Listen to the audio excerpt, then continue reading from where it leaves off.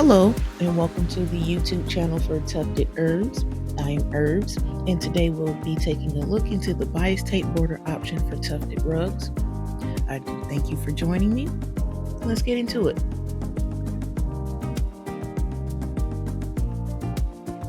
First, we'll go over a few materials that you'll need. You'll want a completed tufted rug glued down with the backing applied and about an inch of material left around the rug. You'll need a sewing machine. I use a Singer heavy duty with the walking foot attachment. You'll need the threads, tags, and pins will be shown later. Lint remover, bias tape, scissors, and electric shaver. I wanted to point out a few different types of bias tapes that I've bought and tried. My favorite so far that I'm using is the extra wide double fold. It's just wide enough and the flaps are pretty easy to use here. There's also the double fold bias tape. This one is about the same width as the extra wide, but it has this extra fold that I don't like to use. I've also used the double fold quilt binding. Now this one is wider than the first two. Here are all three just to compare the sizes and show the different flaps.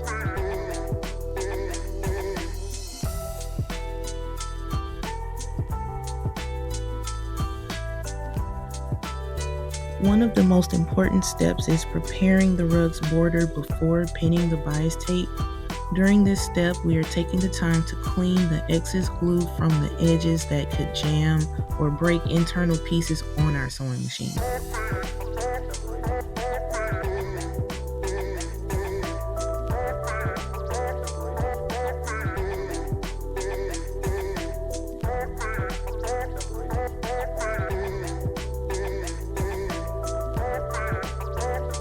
Go section by section, clearing the glue and using the lint remover to brush up the edges for an even trim. I also use this time to flat trim the entire rug to prepare for carving.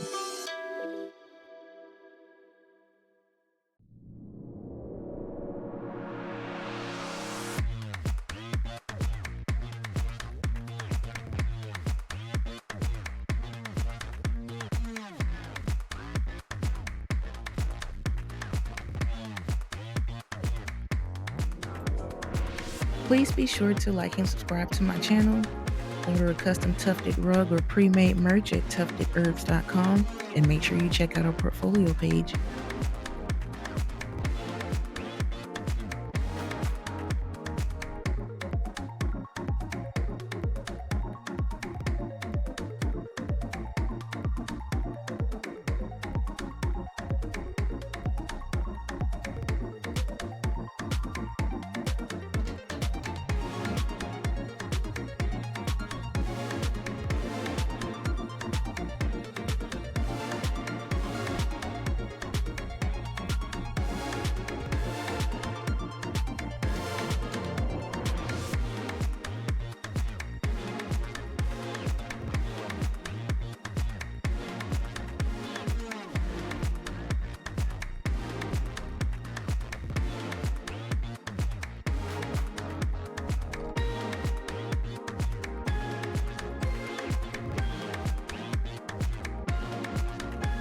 Here I am pinning down the bias tape using the pins on the blue line, ensuring the green line is lined up with the edge of the rug is circled below.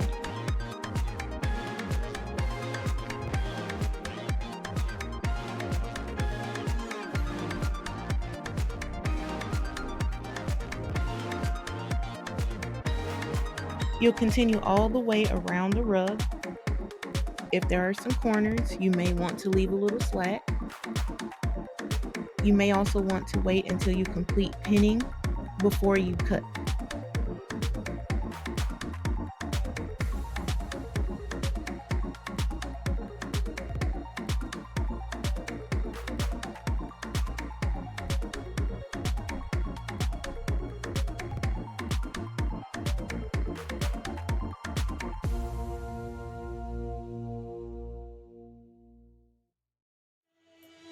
When anchoring down the bias tape, you want to ensure the fold from the bias tape remains on the rug's edge, but be careful of getting too close to the edge with the needle because you want to avoid a jam with the machine and also be able to cover the thread when you go back to complete the border the second time around.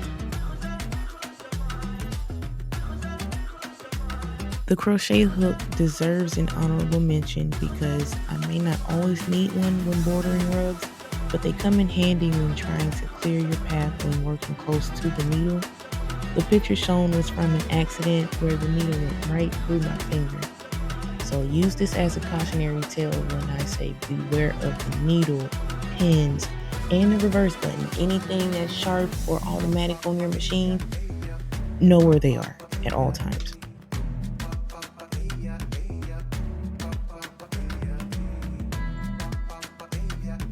During this step, you'll want to make sure you're sewing the tufted side of your rug flat on the back side. This is done by pulling the rug as you go or visually checking for any bulges.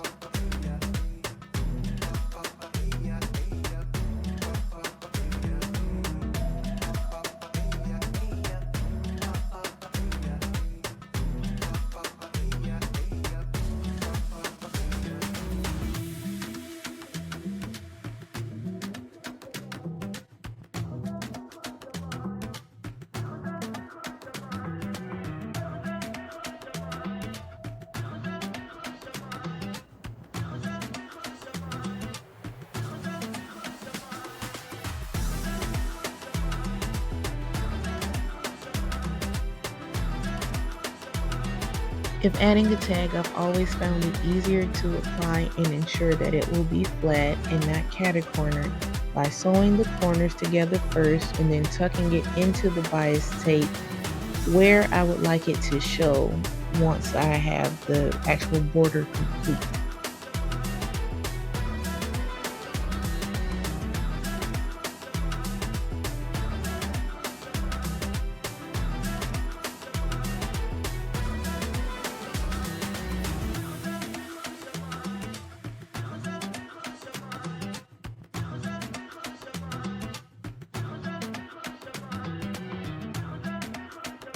On this corner, I didn't make sure that the outer fold was lined up to the rug's edge, so I have to remove a few stitches and repin so that way I know to realign this corner.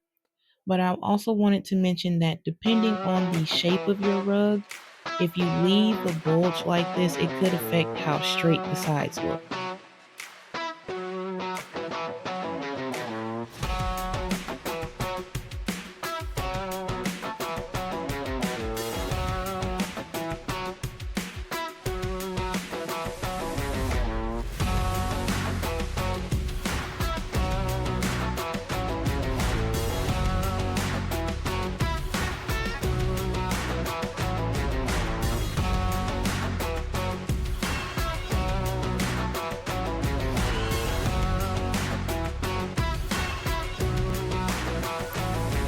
Once you've trimmed, you'll want to repin the bias tape down, staying true to the folds and laying them flat.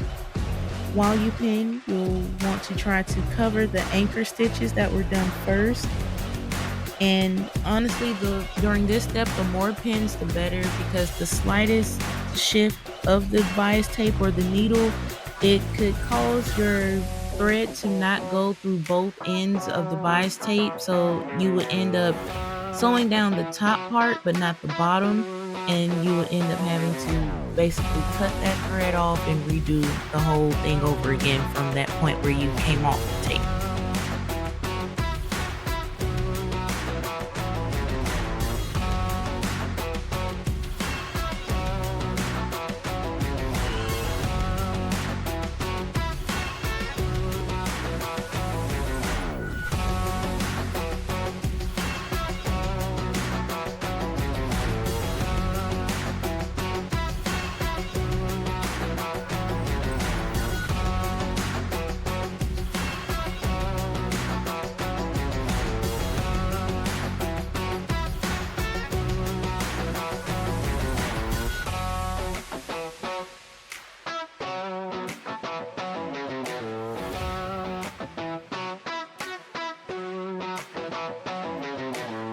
Just like all the stitches prior, you want to start off with the straight stitch, back stitch, and then continue stitching forward to keep your work from unraveling.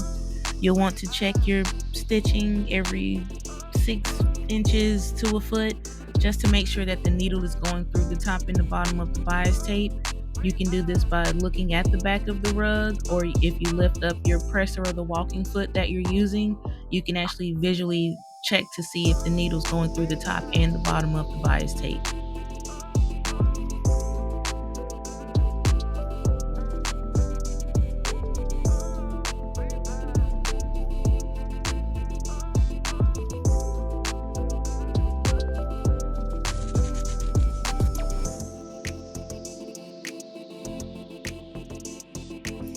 When tucking the tag, make sure the part of your tag that you want showing is facing outward. The top of the tag should line up to the top fold, which would be the yellow one as pictured below. Once flat, continue sewing, ensuring the needle is still passing through the top and bottom of the bias tape.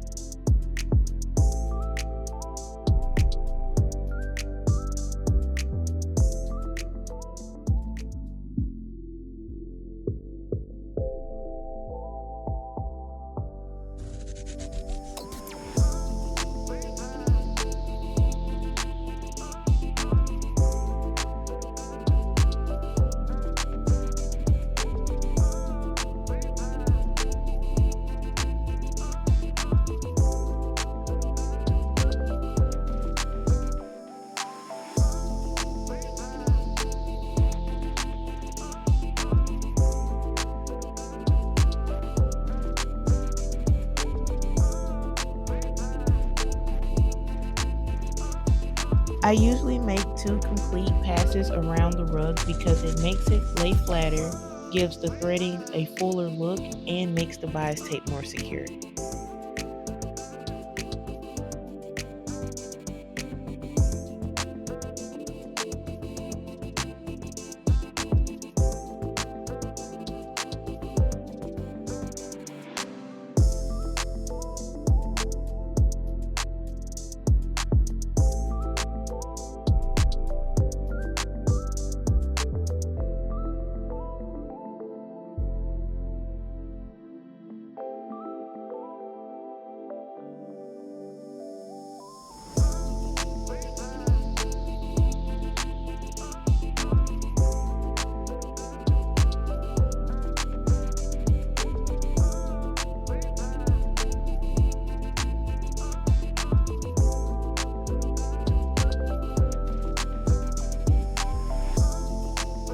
My method is not perfect, but the beauty and community is support. So if you know of any tutorials or online sewing classes, please feel free to share them.